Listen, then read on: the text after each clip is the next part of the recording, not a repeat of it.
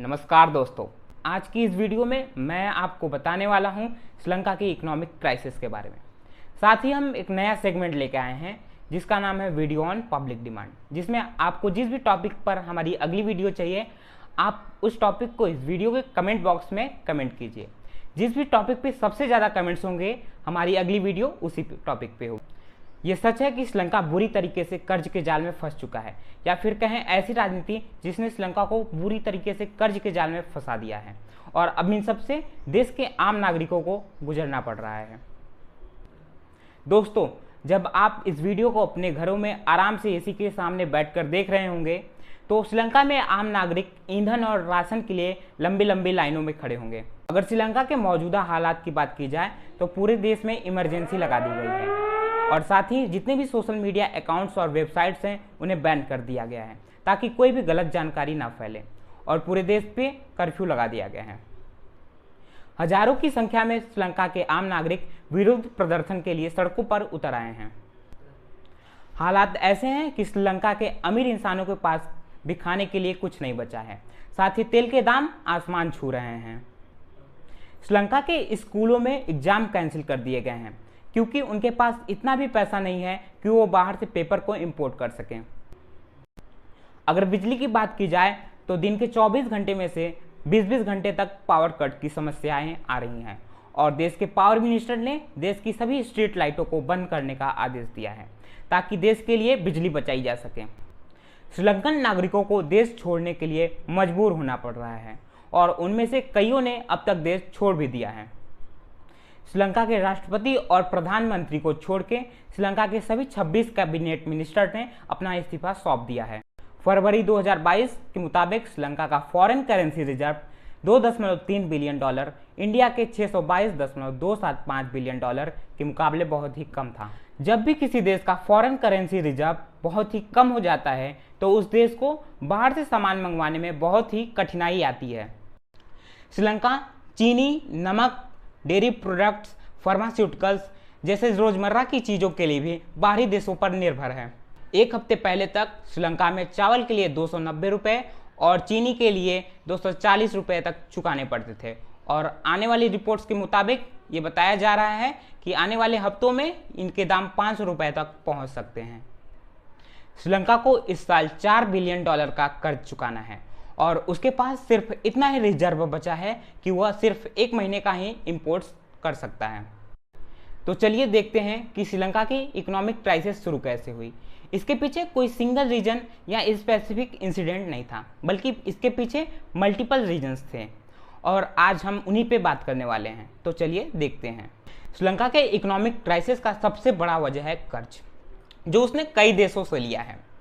और आज के समय की बात की जाए तो श्रीलंकन गवर्नमेंट के रेवेन्यू का 83% सिर्फ उसको कर्ज भरने में चला जाता है। एक रिपोर्ट के मुताबिक श्रीलंका ने 2021 में $35 बिलियन का विदेशी कर्ज लिया था। अभी तक IMF श्रीलंका को 16 बार बेल आउट दे चुका है। हम उम्मीद करते हैं कि 17वीं बार भी ऐसा ही हो। श्रीलंका के इकोनॉमिक क्राइसिस की बात करें तो उसकी दूसरी सबसे बड़ी वजह है उसका टूरिज्म। श्रीलंका कभी खुशहाल और संपन्न देश हुआ करता था जो विदेशी पर्यटकों को अपनी ओर खींचता था। 2019 तक श्रीलंका का टूरिज्म सेक्टर श्रीलंका की GDP में 12 से 13% कंट्रीब्यूट करता था, पर अप्रैल 2019 में श्रीलंका में कई जगहों पर अटैक्स और बॉम्बिंग हुई, जिसे हम ईस्टर डे बॉम्बिंग के नाम से भी जानते हैं। इसे श्रीलंका के आम नागरिकों ने अंजाम दिया था जो कि एक लोकल इस्लामिक टेररिस्ट ग्रुप से जुड़े हुए थे। उनके द्वारा 3 होटल और 3 चर्च पर हमला किया गया था, जिनमें 269 नागरिकों की मौत हुई थी और उनमें से 45 विदेशी नागरिक थे। अब आप आसानी से अंदाजा लगा सकते हैं कि इसका श्रीलंका के टूरिज्म पर कितना असर पड़ा होगा। श्रीलंका के इकोनॉमिक क्राइसिस की तीसरी सबसे बड़ी वजह है श्रीलंका के प्रेसिडेंट की प्रॉमिस। श्रीलंका के प्रेसिडेंट गोटाबाया राजपक्षे ने अपने प्रेसिडेंटियल कैंपेन में ये वादा किया था कि वो अपनी सरकार बनने पर वैल्यू एडेड टैक्स को हाफ कर देंगे, जो कि उस समय 15% हुआ करता था। इसकी शुरुआत श्रीलंका के आम नागरिकों के बीच खरीदारी बढ़ाने के लिए की गई थी, क्योंकि अगर किसी भी सामान पर टैक्स कम देना पड़ेगा तो उसे लोग ज़्यादा से ज़्यादा खरीदेंगे और इससे सरकार की रेवेन्यू ज़्यादा से ज़्यादा बढ़ती है। इसकी शुरुआत तो अच्छे मोटिव से हुई थी, पर इसके लागू हुए 3 महीने ही हुए थे कि कोविड आ गया। पूरा देश लॉकडाउन के अंदर आ चुका था। देश के आम नागरिक अपना नौकरी भी खोना शुरू कर चुके थे। इसने सरकार के मोटिव पे निगेटिव इम्पैक्ट डाला, क्योंकि खरीदारी कभी बढ़ी ही नहीं और सरकार को रेवेन्यू में भारी नुकसान उठाना पड़ा। इकोनॉमिक क्राइसिस का चौथा कारण है कोविड-19। देश के आम नागरिकों ने अपनी नौकरियां गंवानी शुरू कर दी थी और कई ऐसे इंसान थे जो वापस से गरीबी रेखा के नीचे आ चुके थे और इसने श्रीलंका के पहले से ही खराब आर्थिक स्थिति को और खराब करने का काम किया। श्रीलंका के इकोनॉमिक क्राइसिस का 5वां कारण है 100% ऑर्गेनिक फार्मिंग। इसे धीरे धीरे 10 सालों में किया जाना था, पर अचानक से एक दिन श्रीलंका के प्रेसिडेंट ने यह आदेश दिया कि आज के बाद से इन सब चीज़ों को बैन किया जाएगा। श्रीलंका में जितने भी सिंथेटिक फर्टिलाइजर या पेस्टिसाइड्स हैं उन्हें अब यूज़ नहीं किया जाएगा और इससे श्रीलंका के फूड प्रोडक्शन में अचानक से 20 से 30% की कमी आई।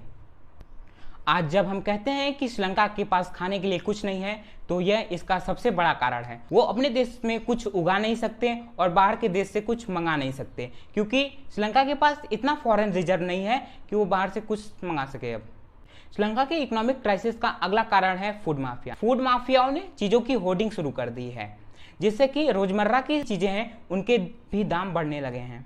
इसका अगला कारण है रसिया यूक्रेन वॉर ने न सिर्फ टूरिज्म को अफेक्ट किया है बल्कि कंट्री के इंपोर्ट को भी अफेक्ट किया है। श्रीलंका के विदेशी पर्यटकों में लगभग 30% नागरिक रूस, बेलारूस, यूक्रेन या पोलैंड से आते हैं, पर रसिया यूक्रेन वॉर ने श्रीलंका से ये सब छीन लिया है। रूस और यूक्रेन चाय के भी बहुत बड़े इंपोर्टर हैं। आप अंदाज़ा लगा सकते हैं कि इसका क्या हुआ होगा। श्रीलंकन गवर्नमेंट ने इंडिया सहित अमेरिका, चाइना जैसे देशों से भी मदद मांगी है। भारत ने $1 बिलियन की आर्थिक मदद श्रीलंका के लिए बढ़ा दी है। भारत $2.4 बिलियन की आर्थिक मदद अब तक श्रीलंका को दे चुका है। हम आशा करते हैं कि श्रीलंका अपने बुरे वक्त से जल्द ही निकल जाएगा और अपने पुराने दिन जल्द ही वापस देखेगा। अगर आपको वीडियो अच्छी लगी है तो वीडियो को लाइक कर दें और चैनल पर नए हैं तो चैनल को सब्सक्राइब कर दें। साथ ही बेल आइकन दबाना ना भूलें ताकि हमारी नोटिफिकेशन आप तक पहुंचती रहे। तो दोस्तों, आज के लिए बस इतना ही। हम मिलते हैं आपसे अपनी अगली वीडियो में।